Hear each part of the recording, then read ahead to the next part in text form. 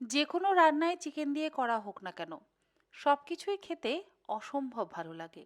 এই যেমন বড় আলু টুকরো দিয়ে চিকেনের লাল লাল পাতলা ঝোল খেতে যেমন ভালো লাগে, তেমন চিকেন কষা খেতেও ভীষণ ভালো লাগে। আবার চিলি চিকেন তো অবশ্যই সকলের ভীষণ পছন্দের।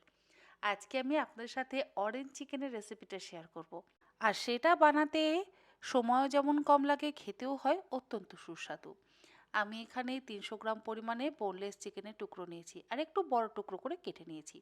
তার মধ্যে দিলাম ১ টেবিল চামচ পরিমাণে আদা রসুন বাটা, হাফ চা চামচ গোলমরিচের গুঁড়ো, স্বাদ অনুসারে লবণ।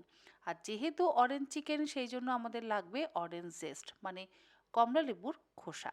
তার সাথে দিলাম একটা ডিম, ২ টেবিল চামচ পরিমাণে ময়দা আর ৪ টেবিল চামচ পরিমাণে কর্নফ্লাওয়ার।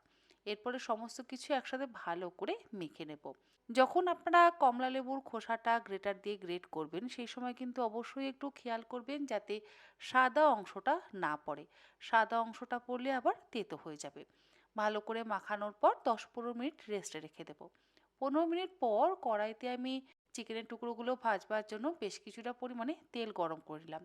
তেল গরম হয়ে গেলে এর মধ্যে একটা একটা করে চিকেনের টুকরোগুলোকে দিয়ে হালকা করে ভেজে তুলে নিচ্ছি। খুব বেশি কড়া করে কিন্তু ভাজবেন না।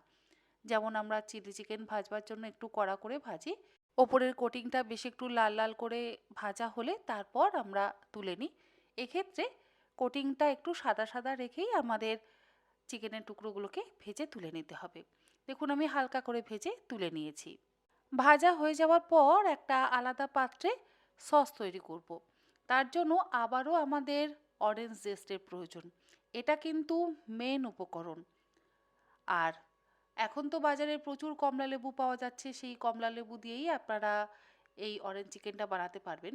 দুটো কমলা লেবুর জুস বা রস আমি এর মধ্যে দিয়ে দিলাম আর দিলাম ওই ১.৫ টেবিল চামচ পরিমাণে লাইট সয়া সস, মরিচের গুঁড়ো, তার সাথে ১ টেবিল চামচ পরিমাণে চিলি ফ্লেক্স, স্বাদ অনুসারে লবণ, ১ চা চামচ ভিনেগার আর ২ টেবিল চামচ পরিমাণে টমেটো কেচাপ।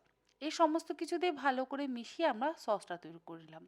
আর চিকেন ভাজার পর যে তেলটা ছিল সেই তেলটা কিন্তু আমি কিছুটা তুলে রেখেছি। অল্প তেলের মধ্যে এবার দিয়ে দিলাম ১ টেবিল চামচ পরিমাণে মিহি করে কুচিয়ে নেওয়া রসুন আর মিহি করে কুচিয়ে নেওয়া আদা। তারপরে তৈরি করে রাখা সসটা দিয়ে ভাজা চিকেনের টুকরোগুলোকে দিয়ে অল্প একটু কর্নফ্লাওয়ার গোলা জল দিয়ে নাড়াচাড়া করলেই তৈরি অরেঞ্জ চিকেন। নামাবার আগে একটু দিয়ে দিচ্ছি স্প্রিং অনিয়ন আর একটু রোস্টেড তিল। সমস্ত কিছু দিয়ে ভালো করে মিশিয়ে নিয়ে গরম ভাতের সাথে সার্ভ